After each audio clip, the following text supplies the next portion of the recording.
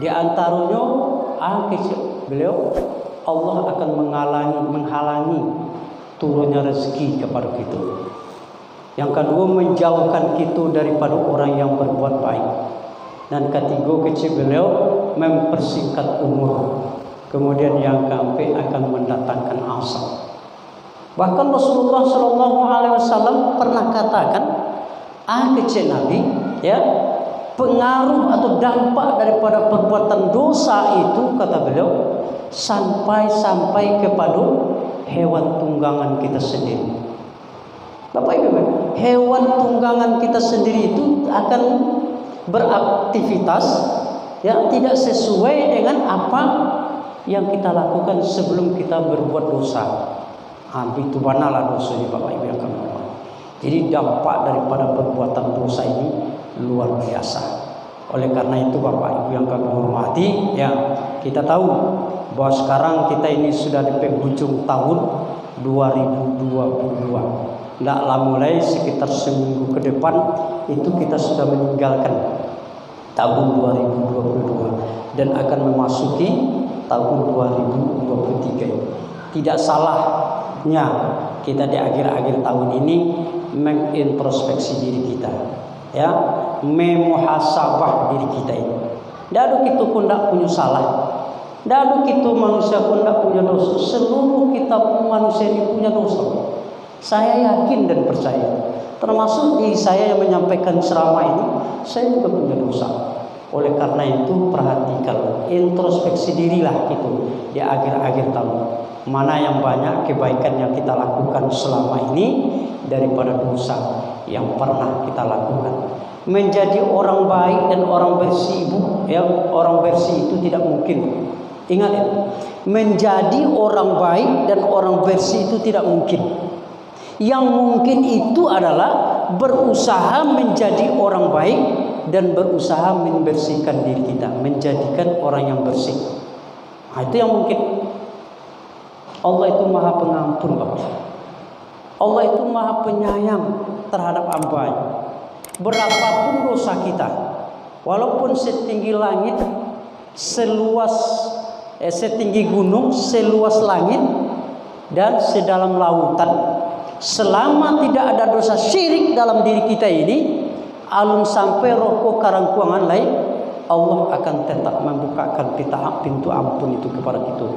Ya, Allah itu akan membukakan pintu ampun kepada kita. Ingat Bapak, walaupun dosa kita setinggi gunung, seluas langit,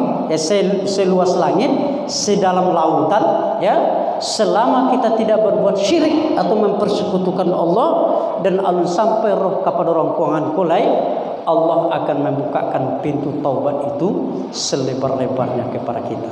Itu makanya Allah itu Maha Pengampun dan Maha Penyayang. Saking pengampun dan penyayangnya Allah, Bapak Ibu yang kami hormati, pernah kita temui dalam sebuah hadis qudsi, Allah berfirman, kecil Allah, wahai anak Adam, bila engkau mendatangiku, minta ampun kepadaku, walaupun dosa kamu sedalam lautan, pasti akan aku ampuni, kata Allah SWT. Wahai anak Adam, bila kamu mendatangiku, walaupun dosa kamu sepenuh bumi ini, aku akan mengampuni dosamu dengan sepenuh bumi ini. Wahai anak Adam, bila kamu mendatangiku dengan beristighfar kepadamu, walaupun dosamu setinggi gunung, tapi tidak melakukan dosa syirik kepadaku, kata Allah, maka aku akan mengampuni dosamu. Baik itu pengampunnya Allah Subhanahu wa Ta'ala.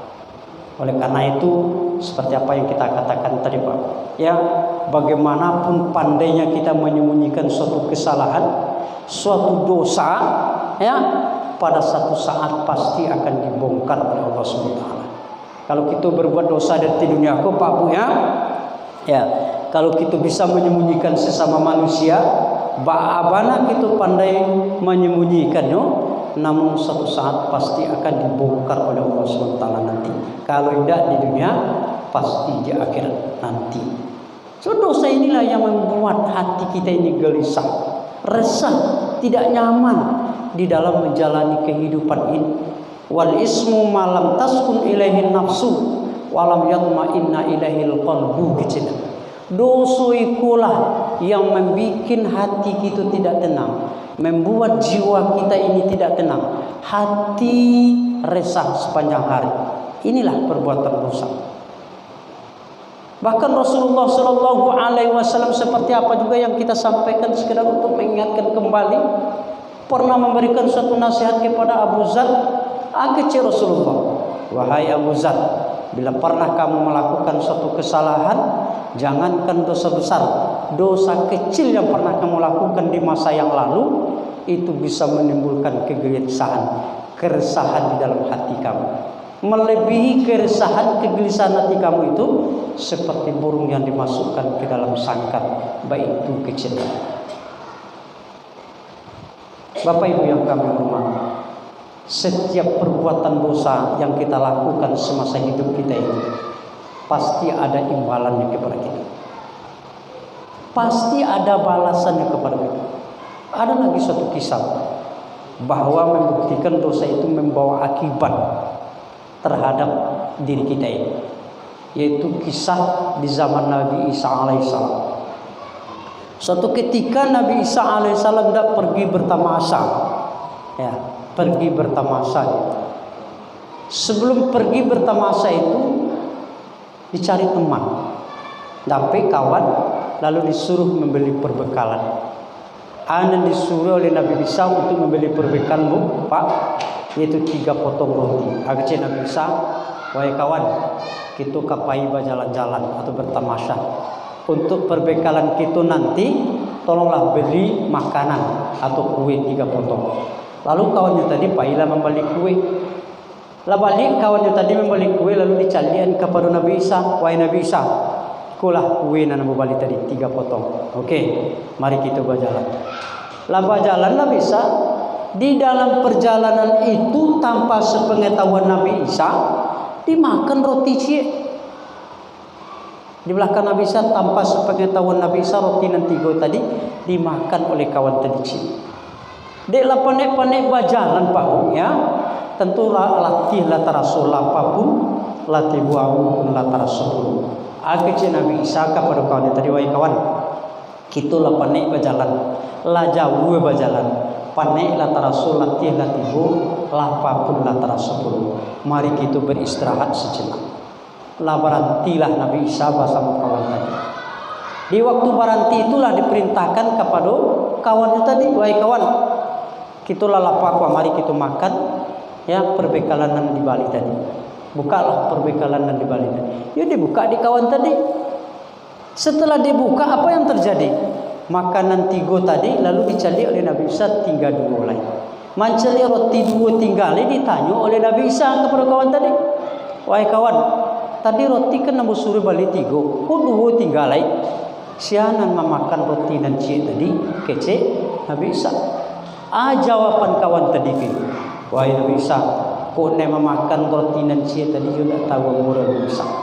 Padahal inyo nan makan, tapi inyo puluh yang berbohong. Jadi ndak tahu dah, oke, ndak tutup balik, ndak jadi kita makan, ndak jadinya makan. Nyatahan selapai. Oke, mari kita berjalan balik. Dia panik-panik berjalan, Nabi Isa bersama kawan tadi bertemulah di sebuah padang rumput. Di situ ketemu dia atau melihat seekor rusa yang sedang makan rumput pada waktu itu. Lalu rusa yang sedang makan rumput tadi dengan izin Allah dipanggil oleh Nabi Isa. Rusa tadi datang ke tempat Nabi Isa. Lalu pada waktu itu rusa tiba di hadapan Nabi Isa itu, lalu disembelih rusa tadi. Setelah disembelih diambil dagingnya sebagian, lalu dibakar, kemudian dimakan bersama kawan tadi. Lah selesai makan, lah kanyang pari Nabi Isa juga kawan tadi. Lalu Nabi Isa berdoa kepada Allah. Doanya Nabi Isa, rusuh nelah mati kuah, nelah dimakan dagingnya sebagian tadi, ndaknya ya bisa hidup balik. Karena salah satu mukjizat yang diberikan oleh Allah kepada Nabi Isa ya bisa menghidupkan yang sudah mati. Lalu Nabi Isa berdoa. Setelah Nabi Isa berdoa, rusa nelah mati tadi nelah dimakan dagingnya sebagian tadi hidup kembali. Hidup kembali. Mencari rusa itu tadi tercengang kawan Nabi Isa. Lalu dia berucap, yang dia ucapkan, Subhanallah, alhamdulillah, la ilaha illallah. Itu ucapan beliau. Kemudian ditanya oleh Nabi Isa, wahai kawan, "Len nampak kebesaran Tuhan tadi?" Lain. Len nampak kebesaran Tuhan tadi? Lain kebesaran Tuhan. Nelah mati bisa hidup kembali. Kok iyo len nampak kebesaran Tuhan tadi? Siana memakan roti dan cik tadi. Diuji oleh Nabi Isa sampai itu balik. Tapi dia tetap bersekukuh, tidak mau mengakui kesalahan. Jawabannya, kok memakan roti dan cik tadi yo tidak tahu apa Nabi Isa. Ala barangkali coba duto tuh. Memang dosa kecil di awalnya tadi.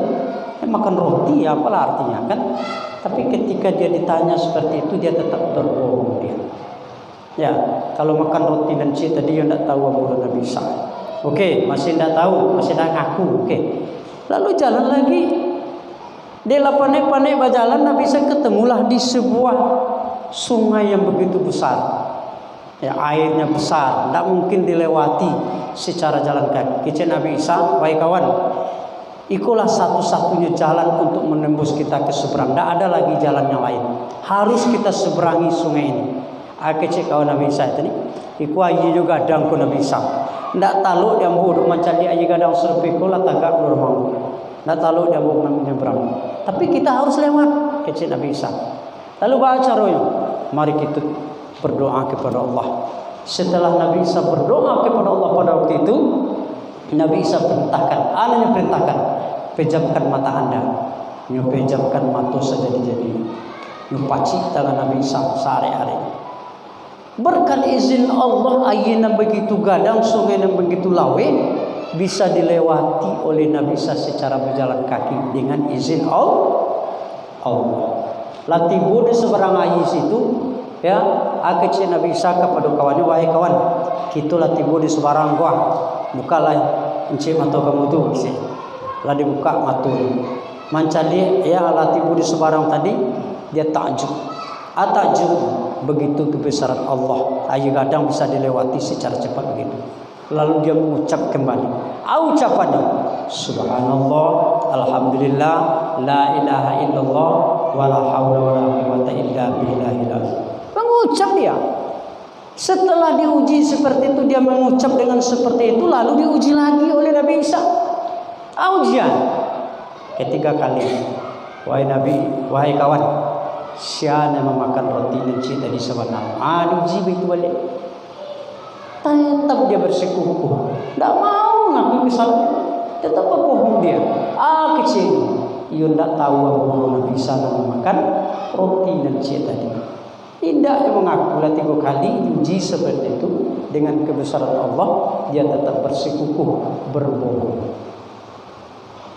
Lalu itu tahu berjalan, dia pandai berjalan, ketemulah di sebuah bangunan yang sudah tua, yang sudah ditinggalkan oleh pemiliknya pada waktu itu.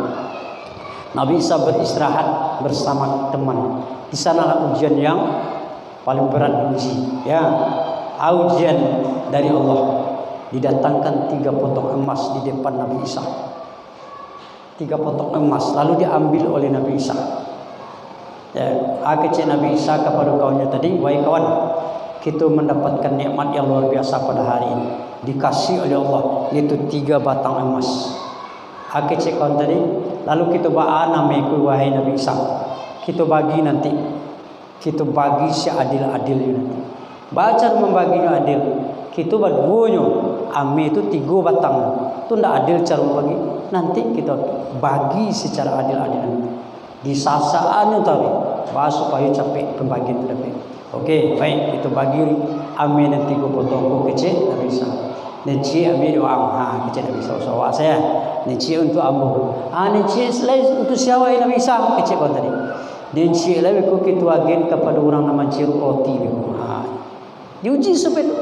Neci kuliah dan sabatang kita agen kepada orang nama ciru roti dia menangga gadang pembagian kawa Pak Buya, baru di situ diakui kesalahan. Kalau nak mengaku awak tentu cik tapi ame. Kalau kita akui kesalahan awak tentu 2 menepi ame itu menurut pemikiranmu. Ya.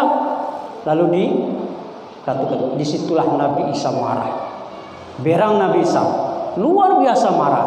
Kecil Nabi Isa, wahai kawan, engkau adalah manusia pembohong, pendusta, telah membohongi Allah dan telah membohongi Rasulnya. Sekarang silahkan kamu ambil semua emas ini, silahkan, biarlah peden. Tapi syarat kita berpisah sampai di sini. Lalu Nabi Isa berjabatan tangan. Nabi Isa pergi dan dia tetap tinggal. Tapi apa dikatakan? Belum sempat hilang Nabi Isa dari perjalanan itu, badannya nampak lain, masih nampak aja lain. Tiba golongan rampok. Ya, tiba golongan rampok 3 orang. Lalu mencari kawan Nabi Isa tadi paci-paci ame, tentu yang tukang rampok mencari ame, ingin mambil ame tadi. Akhirnya apa yang terjadi? Timbul perkelahian. Apa perkelahian? Dan kawan Nabi Isa ingin mempertahankan ame, dan perampok ingin mendapatkan ame. Akhirnya membacakan 3 lawan 1. Tidak mungkin menang nanti. Akhirnya kawan Nabi Isa tadi dibunuh oleh 3 golongan rampok tadi. Artinya apa ibu yang kami hormati? Yang dapat kita ambil dari pelajaran, setiap perbuatan dosa, perbuatan maksiat, sekecil apapun yang kita lakukan di dunia ini, pasti akan mendapatkan balasannya dari Allah Subhanahu wa taala. Kalau tidak di dunia, di akhirat Allah pasti akan membongkar segala kesalahan kita. Untuk itu sebagaimana yang kita katakan tadi, sekarang kita sudah di penghujung tahun 2022. Sebentar lagi akan memasuki tahun 2023. Tidak hanya tahun 2022 yang sudah kita lewati menjadi tahun pelajaran yang sangat berharga bagi kita. Di tahun ke depan atau tahun 2022 yang akan datang, tidak hanya tahun keberhasilan bagi kita semua. Oleh karena itu mari kita sama-sama introspeksi diri kita. Ya, dari sekarang, kapan lagi kita memperbaiki diri kalau kita tidak mulai dari sekarang? Ya, kalau kita tidak mulai dari sekarang, hidup itu adalah waktunya sekarang. Ya, hidup itu adalah waktu sekarang. Waktu yang sudah berlalu atau 2022 yang telah berlalu, ya tidak bisa kembali lagi, tidak bisa kita putar kembali, tidak bisa. 2023 yang akan datang itu adalah merupakan harapan bagi kita. Belum tentu kita akan menikmati 2023 itu untuk 1 tahun ke depan itu. Mana tahu 1 bulan yang akan datang di pertengahannya atau di akhir 2023 itu akan dipanggil oleh Allah SWT. Namun yang hidup itu adalah waktu sekarang.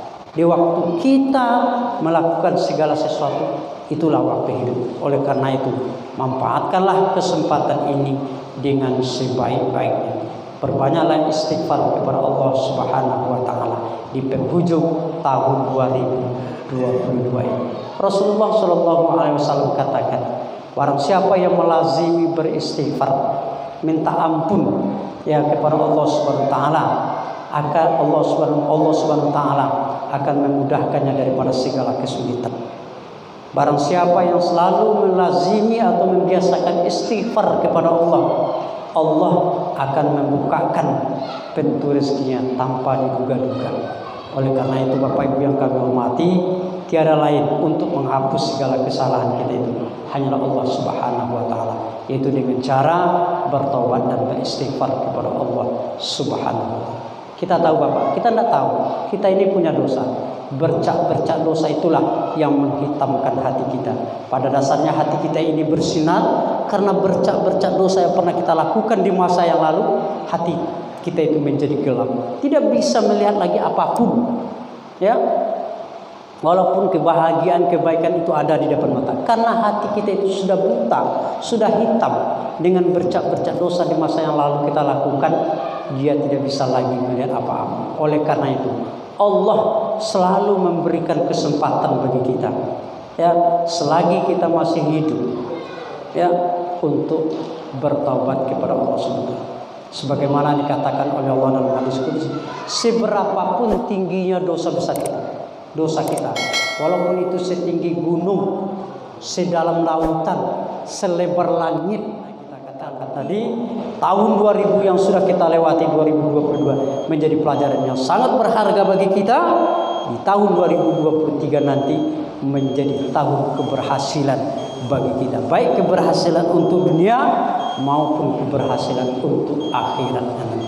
Demikian saja karena waktu sudah masuk. Perbanyak maaf. Wabillahi taufiq wal hidayah. Assalamualaikum warahmatullahi wabarakatuh.